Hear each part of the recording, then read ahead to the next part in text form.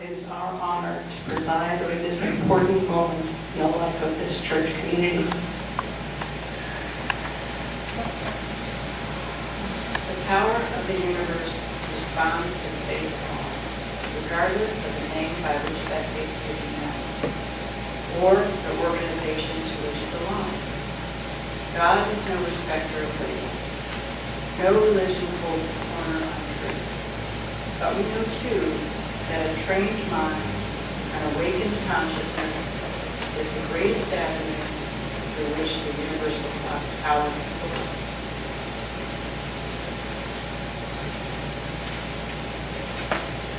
So, there is good reason to celebrate today the installation of the minister you have chosen, who will carry the torch, declare the principles, and serve those who have come and will continue to come to unity of the keys.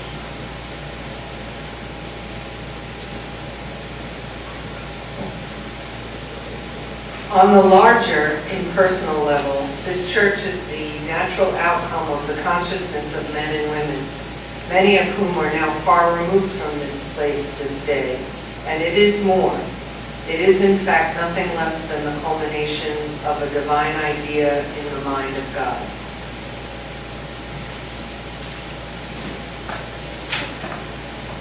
On a more intimate level, it is the direct result of an idea in the minds of those who have dreamed it, established it, nurtured it, and grown it. Church is the result of those who have been willing to be its hands, heads, feet, and heart.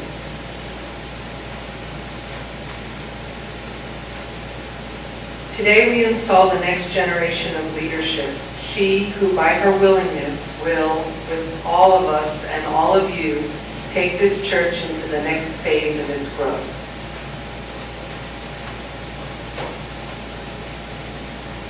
Will Reverend Daybree Thoms please come forward?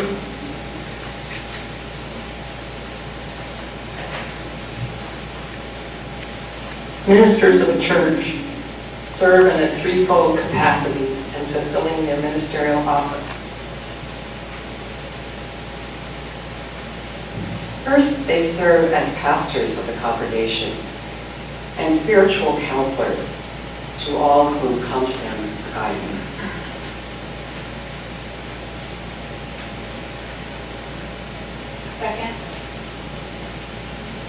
Second, they are spiritual leaders of people and have sole authority of the church in the following areas. The conduct and performance of public worship and the performance of ministerial functions, the direction of all staff and volunteers, the direction of the youth program and the selection of children's church personnel and curriculum, and supervision of the ministry of prayer and the privilege of ministering to the spiritual needs of the congregation.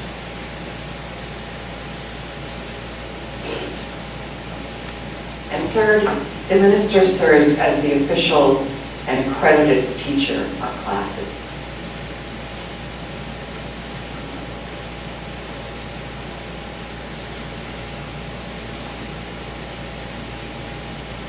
Reverend Daybree, do you accept the principles of this church as they have been declared here today and promise faithfully to adhere to them and make them the basis of your teaching? I do. Do you so consecrate yourself to this ministry that you will do your utmost at all times to reflect the God within you with all that you think, say, and do?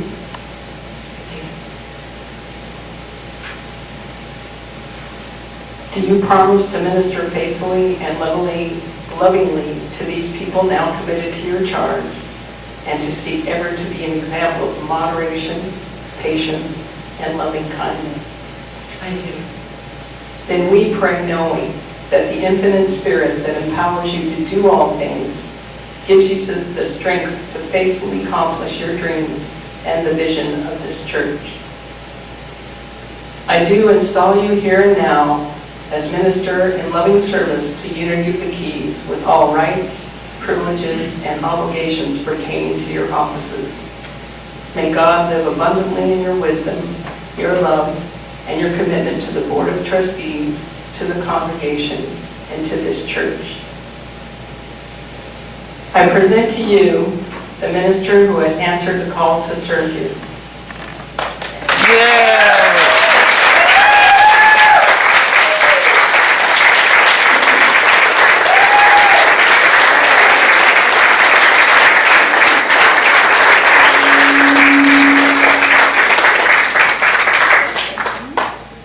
I have the honor and privilege of presenting to our new minister and my lovely wife two bouquets.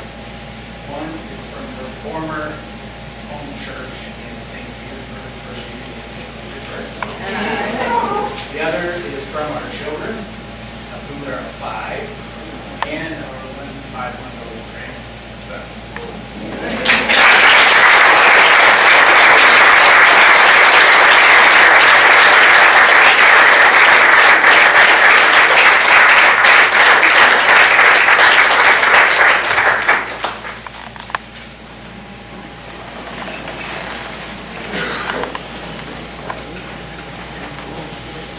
And I present to you the individual whom you have elected to serve as your board of trustees.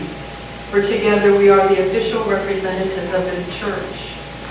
Not only do we oversee the spiritual and business affairs of your church, but also our individual and collective awareness establishes a consciousness for the entire congregation.